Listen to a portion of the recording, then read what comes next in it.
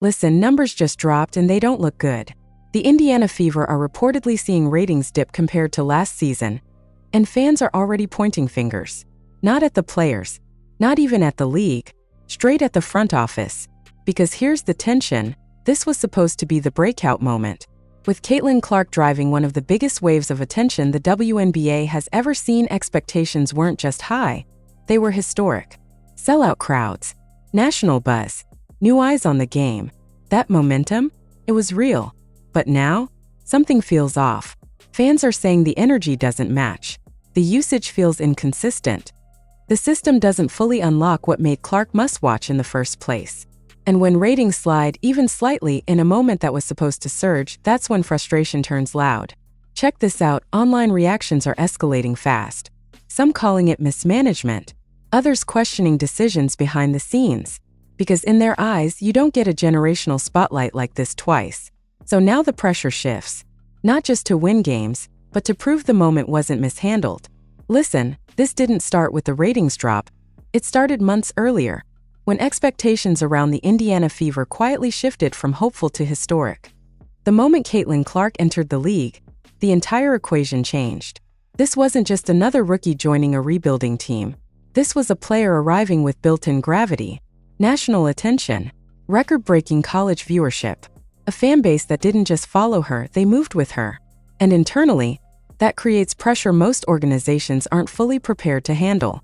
Because here's the thing, when that level of spotlight hits, every decision gets amplified. Rotations, play calling, minutes, even the pace of the offense. What might normally be routine coaching adjustments suddenly become talking points.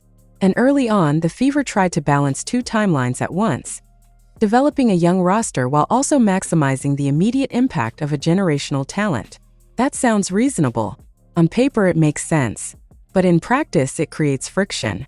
Go back to the opening stretch of the season, and you can see how that tension played out. Possessions where Clark would initiate the offense, then drift off ball for extended stretches.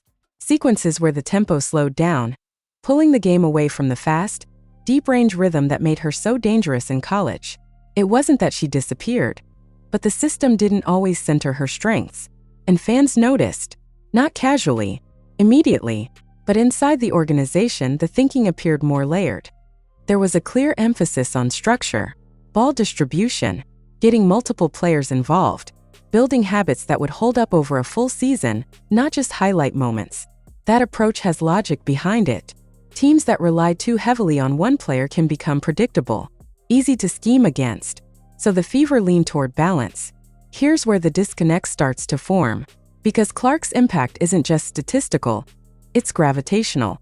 Her range forces defenders to extend far beyond the arc. That opens space for everyone else. But if the system doesn't consistently leverage that gravity, the advantage shrinks. And when fans see that gap between what's possible and what's happening, it creates frustration. And check this out, the numbers behind the early games tell a subtle story. Pace fluctuating, offensive efficiency inconsistent. Not bad, but not fully optimized either. There were flashes, moments where everything clicked. Quick decisions, deep shots, defensive rotations scrambling to keep up. But those moments didn't always sustain. And in a league where margins are tight, inconsistency shows up fast. Now layer in the external factor attention. The WNBA hasn't seen this kind of spotlight concentrated around one player in a long time. Every game became an event. Every performance dissected in real time. That kind of visibility doesn't just elevate success, it magnifies every misstep. A missed shot isn't just a miss. It's a clip, talking point, a debate. And the front office? They're operating in that same environment. Every roster decision, every strategic direction now carries a different weight. Because this isn't just about building a competitive team anymore. It's about managing a moment. And those are two very different challenges. But here's the part that doesn't get said enough. Development takes time. Even for players at Clark's level. The speed of the professional game, the physicality, the defensive schemes. It's an adjustment. And the Fever seem committed to letting that process unfold within a structured system. Not rushing it. Not reshaping everything overnight. Still, fans aren't patient right now. Because from their perspective, the opportunity is immediate. You have one of the most electrifying players in the sport. You have attention at an all-time high. And you have a chance to convert that into sustained growth for the team and the league. So when the product on the floor doesn't fully reflect that potential, it feels like something is being left on the table. That's where the conversation starts to heat up. Not as outrage at first, but as questions. Why isn't the offense faster? Why aren't there more actions built around her range?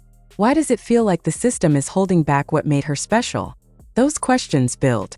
And when answers don't come quickly, they turn into criticism.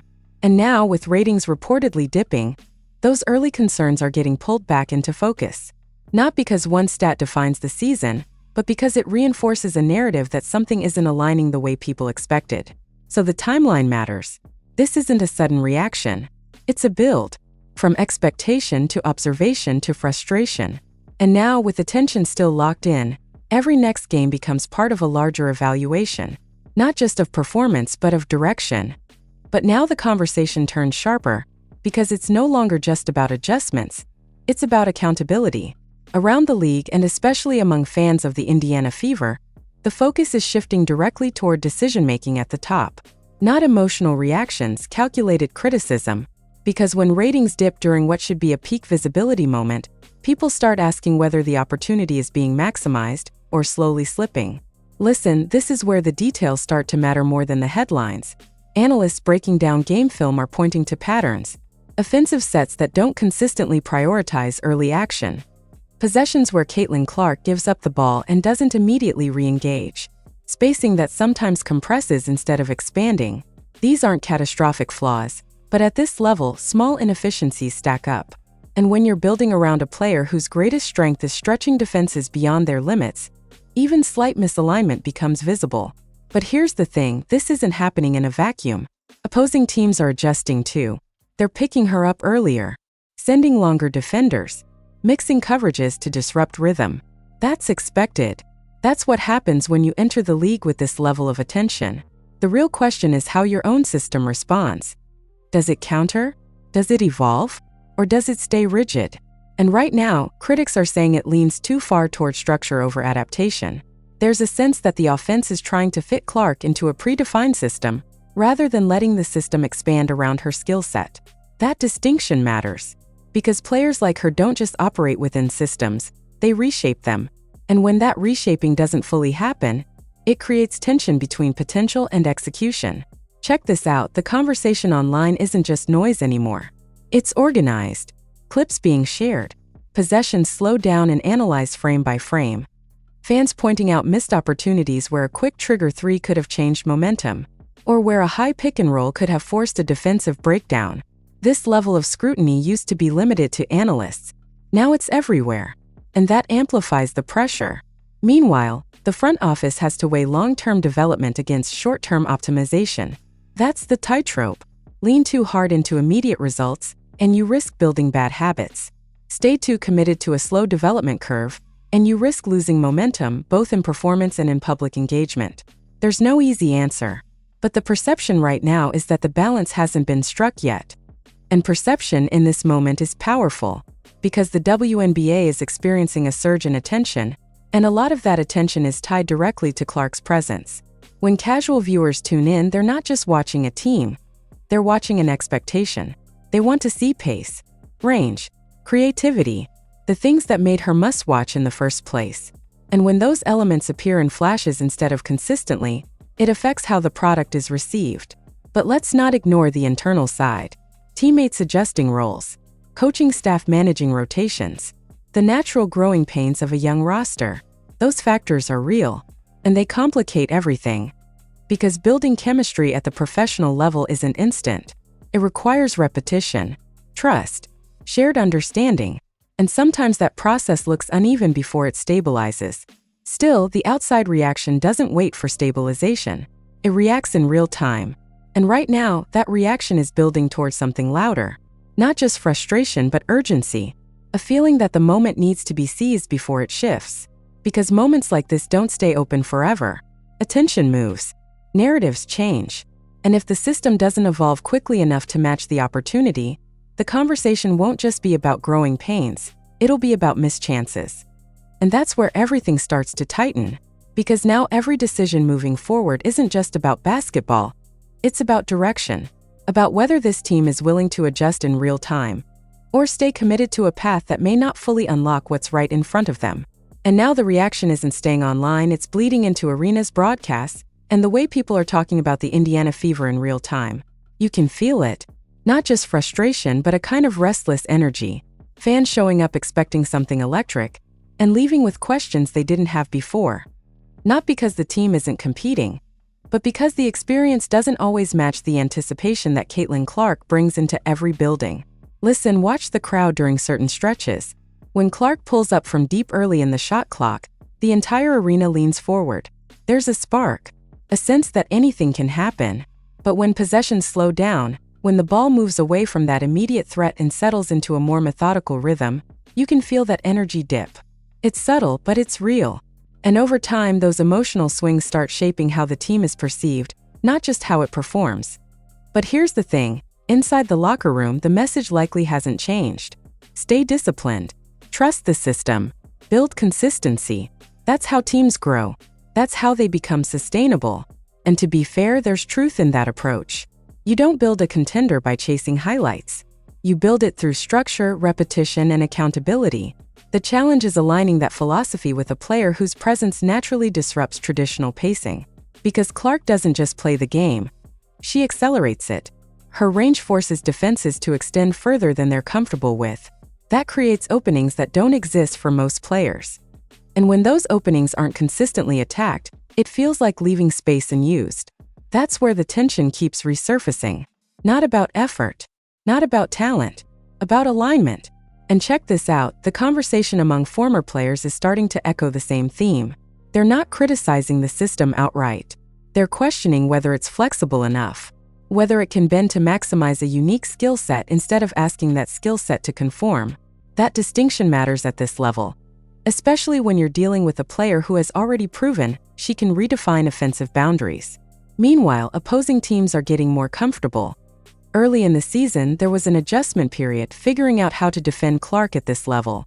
Now, you're seeing more confidence, more structured game plans, traps coming at specific moments, rotations designed to force the ball out of her hands and test the rest of the offense. And when those strategies work, even briefly, it reinforces the idea that the system hasn't fully countered yet. That's where the pressure builds again, on the coaching staff, on the front office, on the direction as a whole. Because every successful defensive adjustment by opponents becomes a data point, a sign that something needs to evolve. And in a league where teams adapt quickly, standing still isn't neutral. It's falling behind. But don't get it twisted, this isn't a collapse. It's a crossroads. The talent is there. The attention is still there. The opportunity hasn't disappeared. It's just shifting, becoming more urgent, more defined, because now it's clear what the gap is.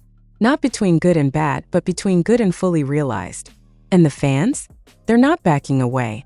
If anything, they're getting louder. Not out of negativity, but out of investment.